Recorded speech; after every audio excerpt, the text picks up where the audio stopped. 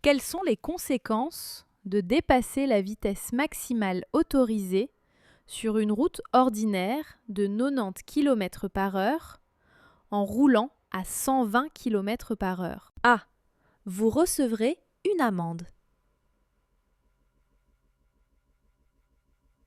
B. Vous serez privé de votre permis de conduire temporairement. C. Vous devrez repasser l'examen théorique et pratique du permis de conduire.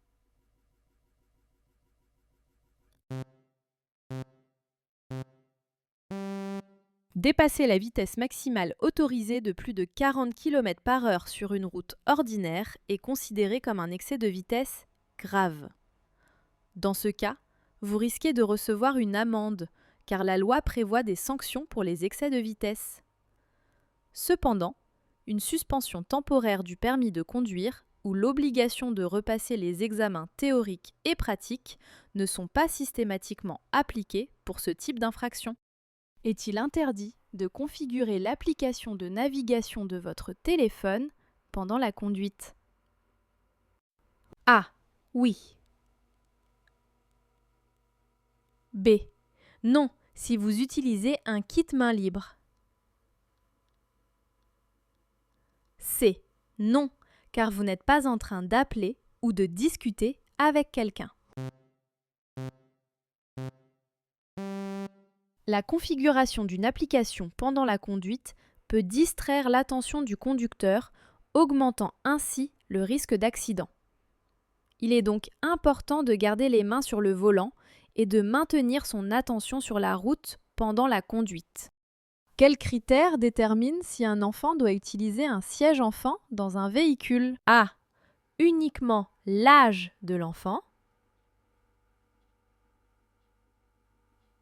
B. Uniquement la taille de l'enfant. C. L'âge et la taille de l'enfant.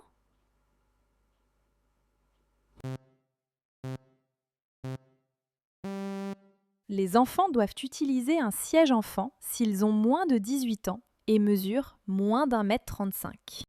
La voiture bleue est-elle autorisée à dépasser la voiture brune par la gauche? A. Oui. B. Non. La voiture bleue peut dépasser la voiture brune par la gauche car elle a la priorité. Faut-il céder le passage au véhicule venant en sens inverse qui veut tourner à gauche dans ce carrefour? A. Oui. B. Non.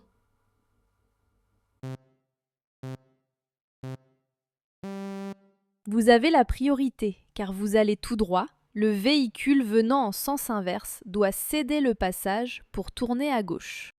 Lorsqu'on tourne à gauche à une intersection, quelle est la procédure correcte? A. Freiner. Allumer le feu. Indicateur de direction. Regarder dans le rétroviseur. B. Allumer le feu indicateur de direction. Un coup d'œil dans le rétroviseur. Freiner.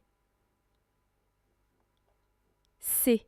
Regarder dans le rétroviseur. Allumer le feu indicateur de direction. Freiner. Il faut d'abord vérifier si personne ne vous suit en regardant dans le rétroviseur. Puis, signalez votre intention de tourner en allumant le feu indicateur de direction. Et enfin, freinez pour ralentir avant de tourner. Que faire si le parcomètre est en panne? A. Cherchez un autre emplacement de stationnement. B. Stationner sans payer. C. Utilisez votre disque de stationnement.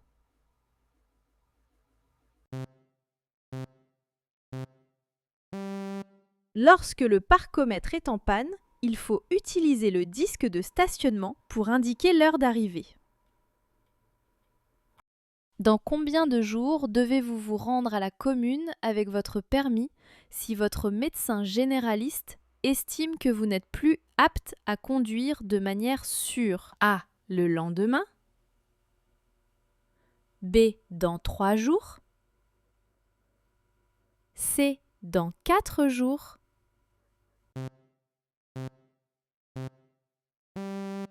Vous avez 4 jours pour vous rendre à la commune avec votre permis, car la loi vous accorde ce délai si vous n'êtes plus apte à conduire. Lorsque vous devez effectuer un très long trajet, que devez-vous faire avec la pression des pneus? A. L'augmenter légèrement. B. La diminuer légèrement.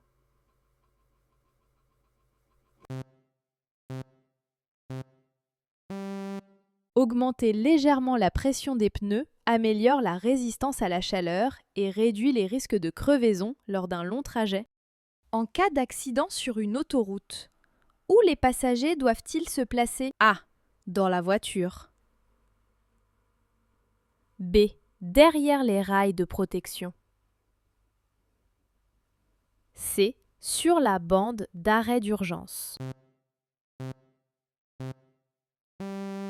Les passagers doivent se mettre en sécurité derrière les rails de protection pour éviter d'être blessés par d'autres véhicules.